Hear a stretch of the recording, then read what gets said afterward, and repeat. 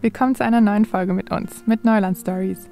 Wir sind seit mehreren Tagen mit dem Camper auf der Ringstraße in Island unterwegs und durften sowohl entlang der Strecke als auch abseits der touristischen Pfade spektakuläre Natur erleben, abgelegene Orte besuchen und isländische Spezialitäten probieren. Mittlerweile sind wir im Nordwesten von Island angekommen und während normalerweise die unbeständigen Straßen zu den Westfjords zu dieser Jahreszeit nicht zuverlässig befahrbar sind, ist das Glück mal wieder auf unserer Seite. Wegen den milden Temperaturen der letzten Tage sind die Straßen frei und wir bekommen noch mehr Einblicke in die Einsamkeit Islands. Guten Morgen! Wir machen uns... Hoppla! Wir machen uns abfahrbereit und es geht heute für uns Richtung Westfjords. Eine der schönsten Regionen Islands, sagt man zumindest. Um diese Jahreszeit eigentlich eher nicht empfehlenswert, weil es da oft noch sehr doll schneien kann, Unwetter haben kann und die Straßen nicht so richtig Winterservice haben. Aber durch unser Wetterglück sind die Straßen da aktuell frei. Schnee soll die nächsten Tage auch nicht kommen. Also probieren wir es einfach mal. Außerdem scheint einfach schon wieder die Sonne. Das war heute nur wirklich nicht angesagt. Wir sind jeden Morgen bisher mit Sonne aufgewacht. Das hört sich an wie Beklagen. Das ist kein Beklagen, das ist ungläubiger Frohsinn. Ungläubiger Frohsinn.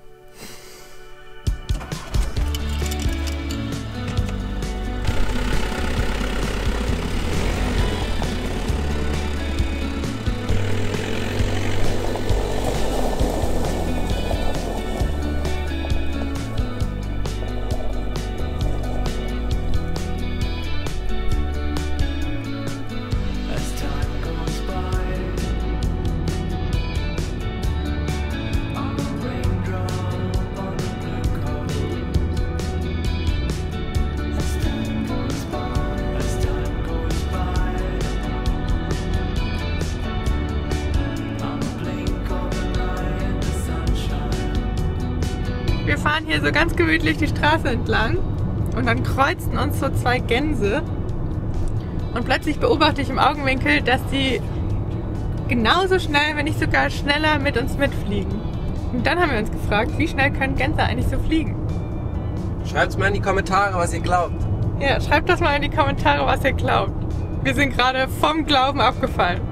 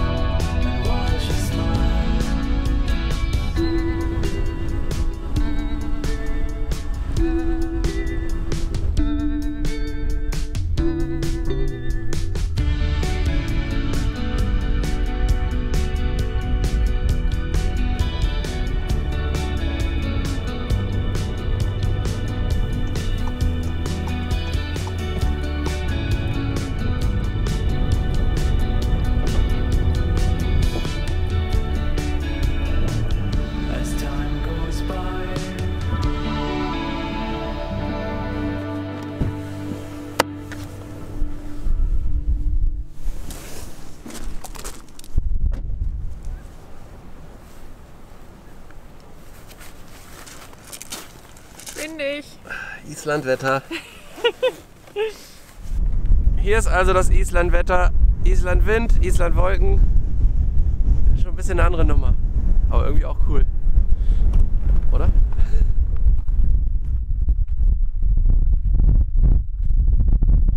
Jetzt mal deine Kapuze auf.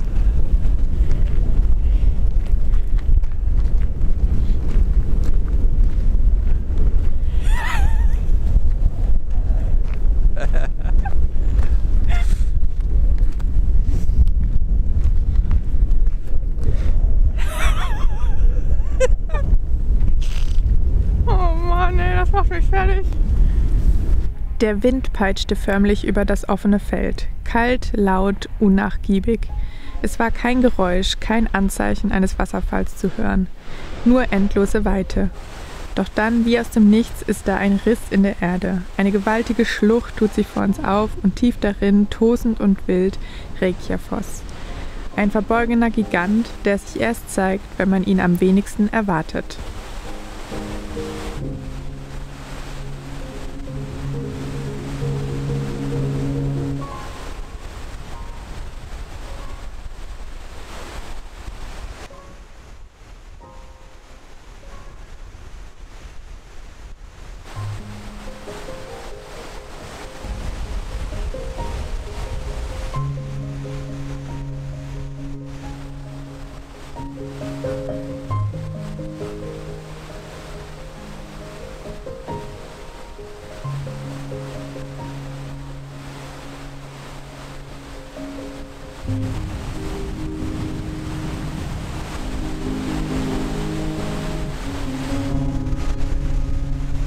Auf Fotos sieht man meistens gar nicht, wie riesig die sind und dann steht man davor und dann sind die einfach gigantisch.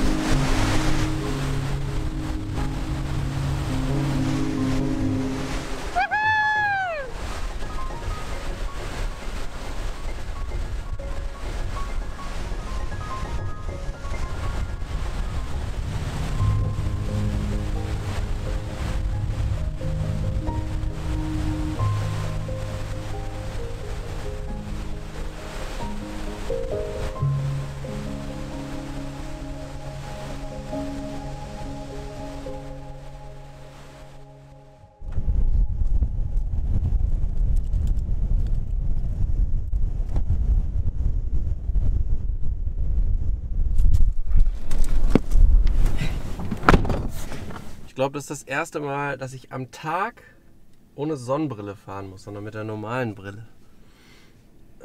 Und perfektes Timing. Wieder mal perfektes Timing. Da ist der Regen. Oh, der Wind ist krass. Wir haben eine längere Strecke vor uns und wir haben gestern einen netten Isländer, weil er kommt eher aus Ungarn und lebt hier in Island, kennengelernt und er hat uns mit reichlich isländischen Snacks versorgt. Der ist, ich kann es nicht aussprechen, Stjörnubrula. Lakritze. Probieren wir mal. Er meinte, das ist gut.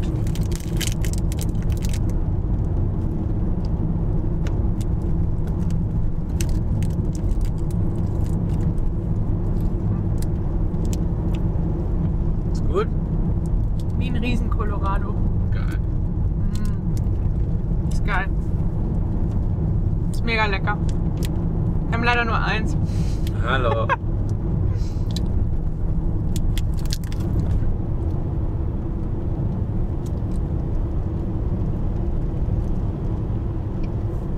Ja, ist ein Riesen-Colorado. Ist feini, hä? Das ist feini. Das ist echt geil. Haben wir leider nur einen von.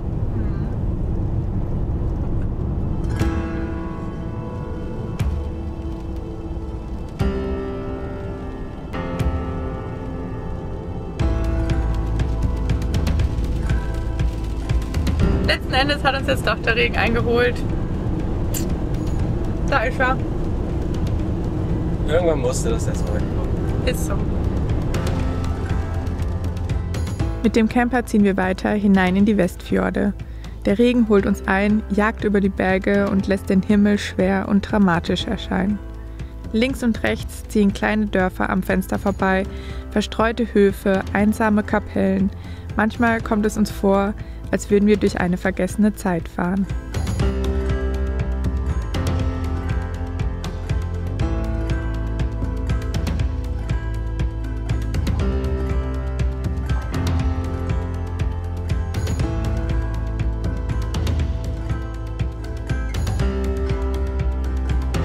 Und keine 10 Minuten später scheint auch schon wieder die Sonne. Der Wind bleibt weiterhin bestehen, richtig rau und lebendig. Und mitten im Sonnenlicht, das sich durch die Wolken kämpft, ein Regenbogen, der sich über die schroffe Landschaft spannt.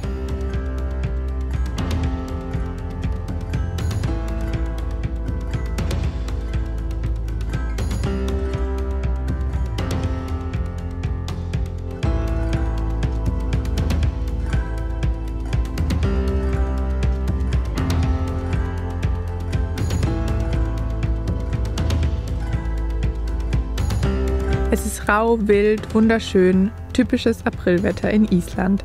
Es ist so unberechenbar und genau deshalb so eindrucksvoll für uns.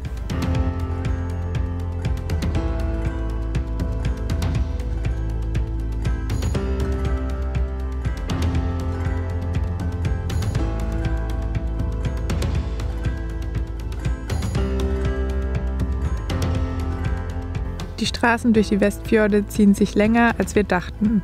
Kurve um Kurve, Stunde um Stunde. Begleitet von den tief sitzenden Wolken wartet aber ein besonderes Highlight auf uns. Eine heiße Quelle mitten in der Natur mit Blick auf den Fjord, dampfend in der kühlen Luft. Ganz für uns alleine. Kein Mensch weit und breit, nur wir, das Rauschen des Wassers, etwas Nieselregen und die Natur. Um diese Zeit des Jahres sind wir alleine hier. Und genau das macht den Moment vielleicht so besonders.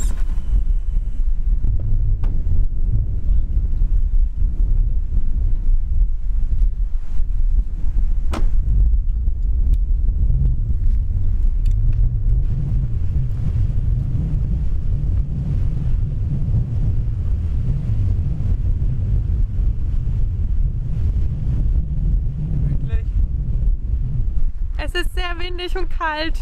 Und nieselt und regnet und... Aber wir gucken jetzt mal, was die Temperatur da in dem Becken ist. Und dann gibt's zur Belohnung nach einem langen Fahrtag ein heißes Bad. Ich hoffe, es ist heiß.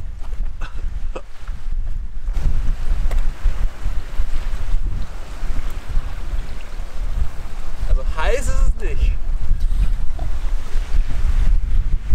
Warm.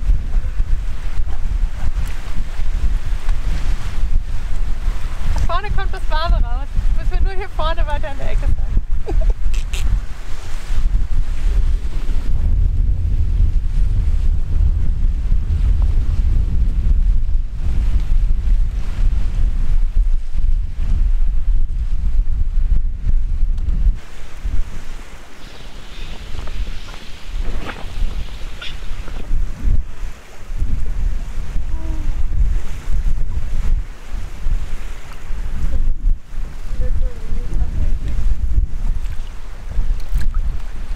Das ist ja wohl der Oberhammer.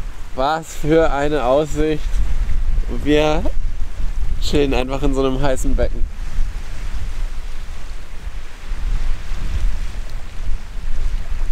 Besser geht's Das nicht. ist der absolute Wahnsinn. Und das stört auch nicht mehr der kalte Wind draußen oder das bisschen Nieseln.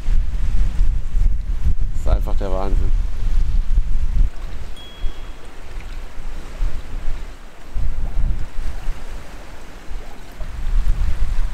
Ist nicht schlecht, oder? Ist nicht schlecht. Oh, ich kann den Arm nicht raustun, es ist zu kalt. Ja, ist nur mein Arm, der abgeht und Ja. die Kamera hält, ne? Ich habe leider nasse Hände, ich kann die Kamera nicht halten. Oh.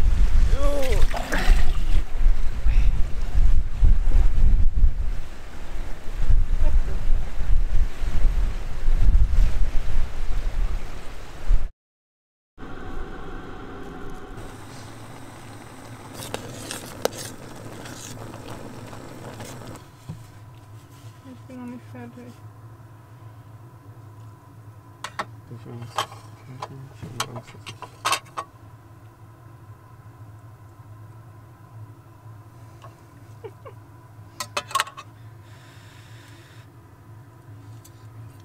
dass ich fast so wie Spaghetti essen. Hatte ich auch gerade.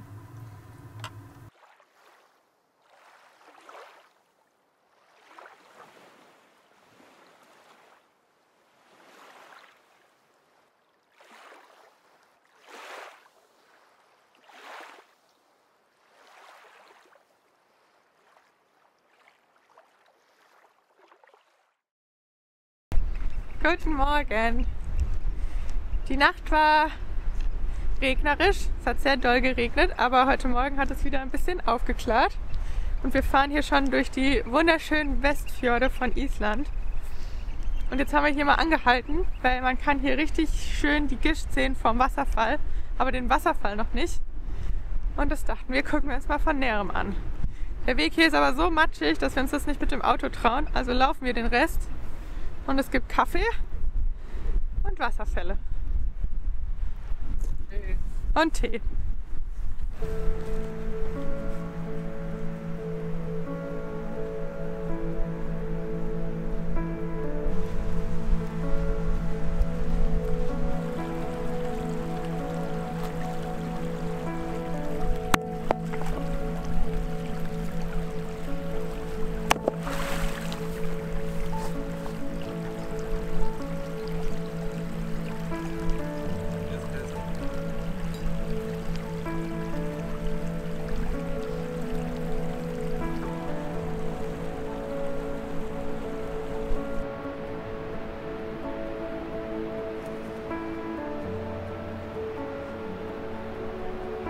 Und wir dachten, das wird ein entspannter Spaziergang hier zum Wasserfall.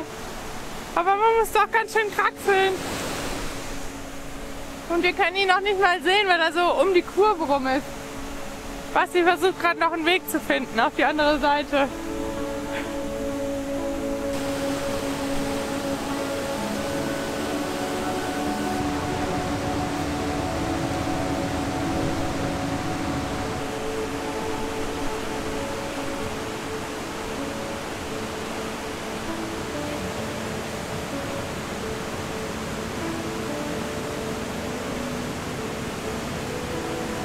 Wahnsinn!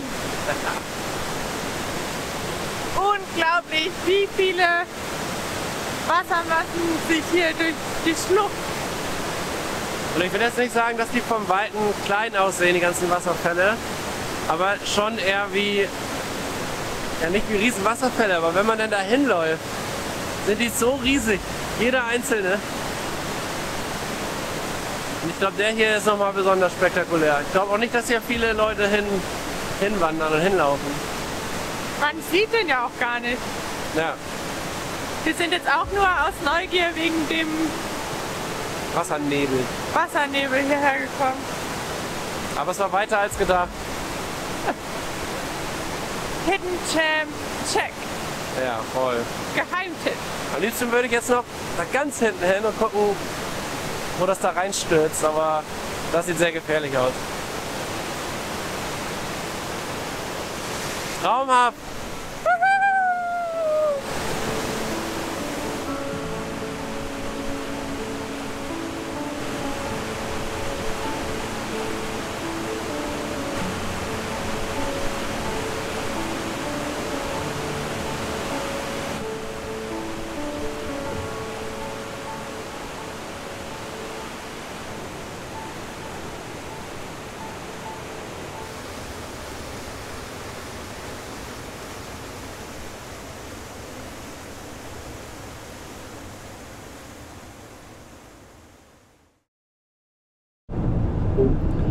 Sind gerade die allerersten richtig warmen Tage in Island, vielleicht auch unerwartet warm, weshalb der komplette Schnee gerade schmilzt und deshalb einfach noch mehr Wassermassen als sonst die Felsen runterkommt in die Fjorde rein.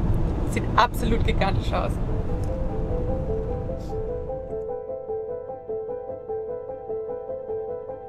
Um uns herum Wasserfälle, soweit das Auge reicht. Sie kommen von überall und schlängeln sich die Berge hinunter. Ein geniales Schauspiel und gefühlt nach jeder Ecke werden wir von einem noch größeren überrascht. Der Schnee schmilzt und jetzt scheint alles in Bewegung, als würden die Berge das Wasser einfach laufen lassen.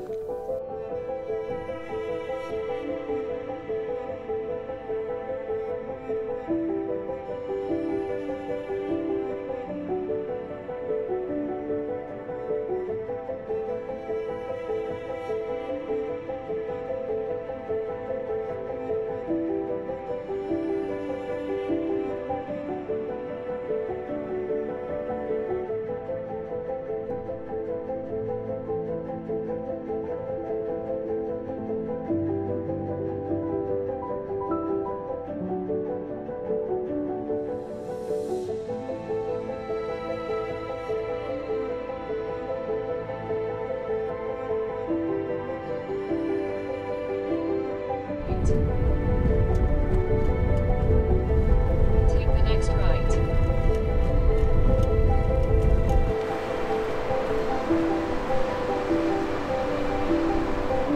Wir sind an unserem Tagesziel angekommen. Wir konnten aber nicht bis zum Parkplatz fahren, weil hier eine Baustelle ist und das ist alles so matschig. Das trauen wir unserem kleinen Camper nicht zu. Deswegen haben wir jetzt da oben an der Straße geparkt und laufen die restlichen Meter. Schon von weitem hören wir das tiefe Grollen wie Donner aus der Ferne. Je weiter wir um die Kurve kommen, desto besser wird der Blick auf den Diandi-Wasserfall. Wow, das ist so ein abgefahren riesiger Wasserfall. Krass. Das ist echt richtig. Er ist so riesig. Und man kann, glaube ich, seine wahre Größe immer noch nicht so richtig wahrnehmen. Vor allem, weil der auch einfach gefühlt aus 5 einzelnen Wasserfällen besteht. Oder mehr sogar. Crazy!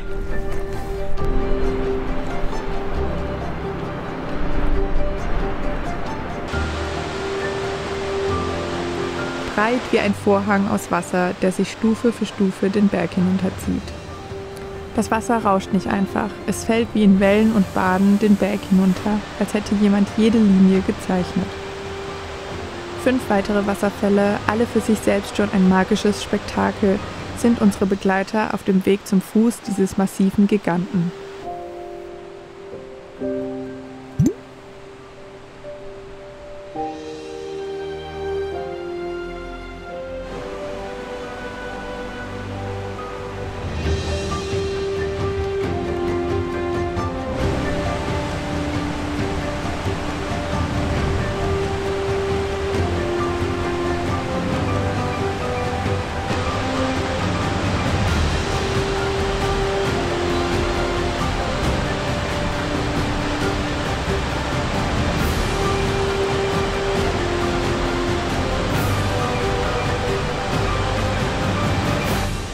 Wir stehen davor, nass vom Regen und wieder mal ganz alleine.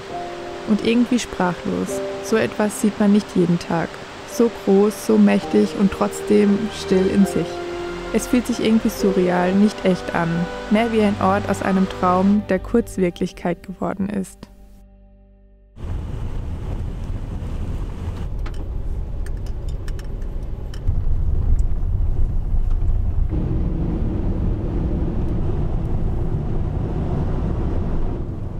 Da hat doch mal kurz das Wetter umgeschlagen.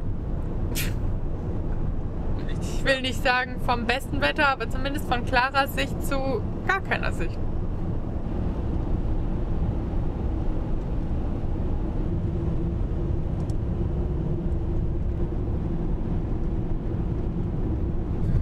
Und damit haben wir es durch die Nebelwand geschafft. Jetzt wissen wir auch, warum wir die meisten Straßen entlang unten an der Küste der Fjorde gefahren sind und nicht über die Pässe, weil da doch, glaube ich, eher mal unerwartetes Wetter kommen kann. Geradeaus. Okay.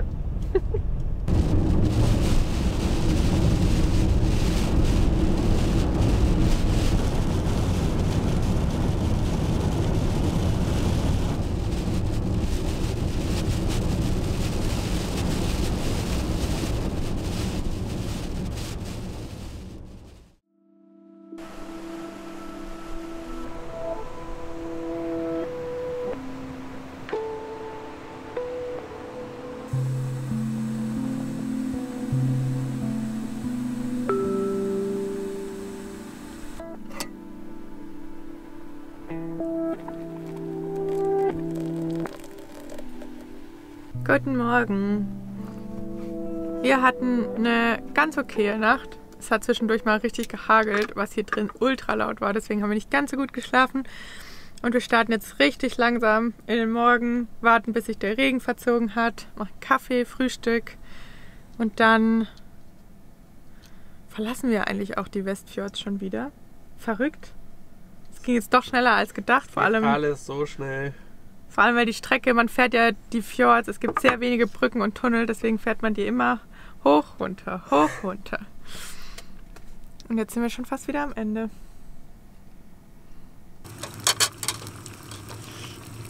Was ist Salz noch? Cute.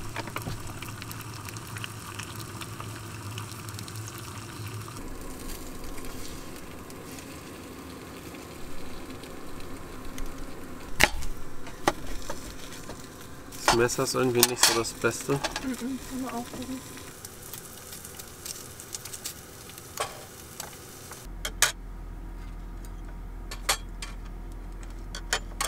Fertig gefrühstückt, zusammengepackt, abfahrbereit und die Sonne kommt raus. Perfektes Timing.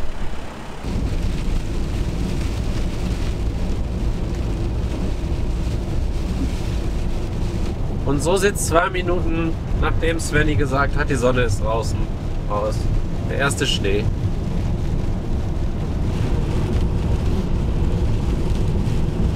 Und 2 Minuten später wieder Sonne. Richtiges Aprilwetter. Ja, stimmt.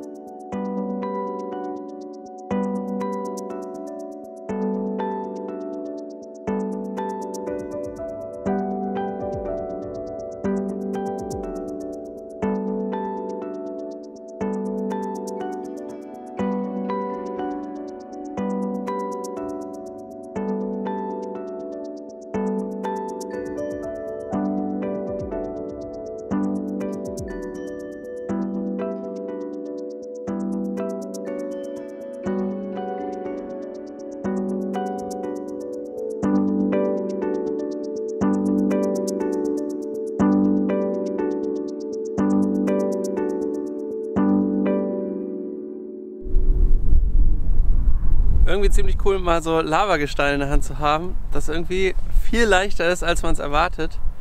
Also auch viel leichter als Stein ist natürlich. Ist abgefahren. Es scheint zwar jetzt mittlerweile die Sonne, aber der Wind, der ist so eisig heute. Es sind so um die 3 Grad. Mit dem Wind ist es aber noch mal viel kälter.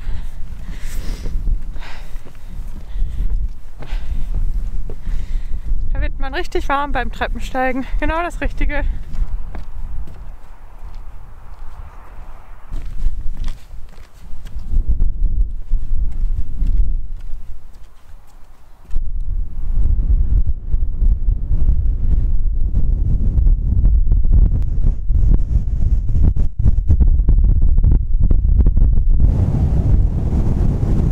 So windig.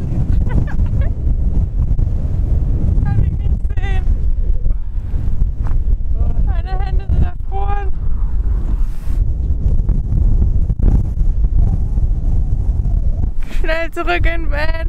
Da hinten kommen riesige Wolken mit Schnee. Und es ist einfach arschkalt. Meine Finger sind abgefroren.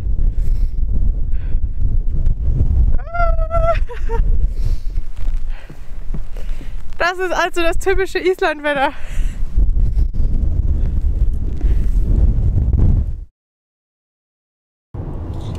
Wir sind jetzt gerade an Reykjavik vorbeigefahren. Das heißt, dass wir die Ring Road quasi beendet haben. Es gibt aber trotzdem noch einiges zu sehen. Und zwar sind wir jetzt auf den Golden Circle abgebogen und wollen einfach noch mal ein bisschen das schöne Wetter nutzen. Wir dachten eigentlich, es gibt heute mehr Regen, aber solange die Sonne scheint, werden wir auf jeden Fall noch ein paar Sachen anfahren.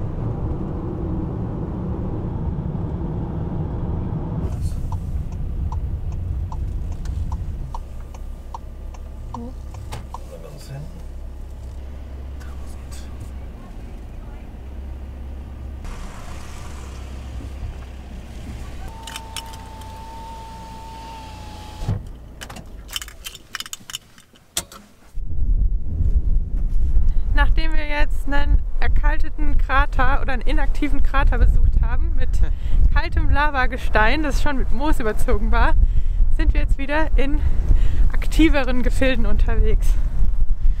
Und ich würde sagen, wir laufen zu einem der absoluten Highlights von Island.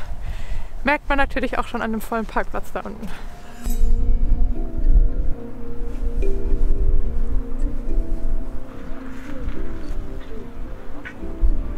Jetzt heißt es kurz warten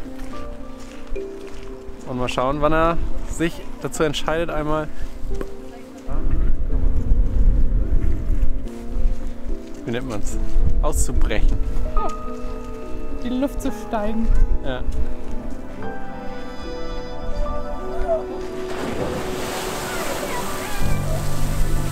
Strokkur, einer der aktivsten Geysire Islands. und einer der beeindruckendsten. Alle paar Minuten schießt eine kraftvolle Wasserfontäne bis zu 20 Meter in die Luft. Man sieht, wie sich unter der Erde der Druck förmlich aufbaut, bevor das heiße Wasser mit einem lauten Zischen und Spritzen explosionsartig hervorbricht. Immer wieder und wieder. Ein faszinierendes Schauspiel, das wir stundenlang beobachten könnten und zeigt, wie lebendig diese Erde so ist.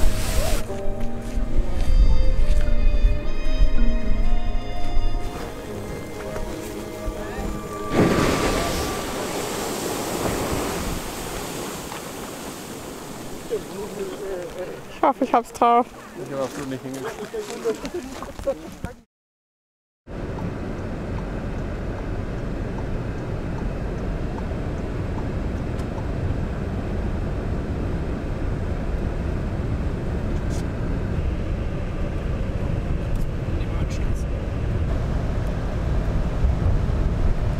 Ui, ganz rote Nase. Und plötzlich ist hier nichts mehr von blauem Himmel zu sehen, sondern nur noch eine Nebelwand oder Wolkenwand und viel Schnee. Aber irgendwie gehört es doch auch dazu, oder? Ja. Ich weiß auch nicht. Irgendwie gut, dass wir doch nochmal das isländische Wetter zu spüren bekommen. Wie schnell sich das wechseln kann. Schnell sich was ändern kann.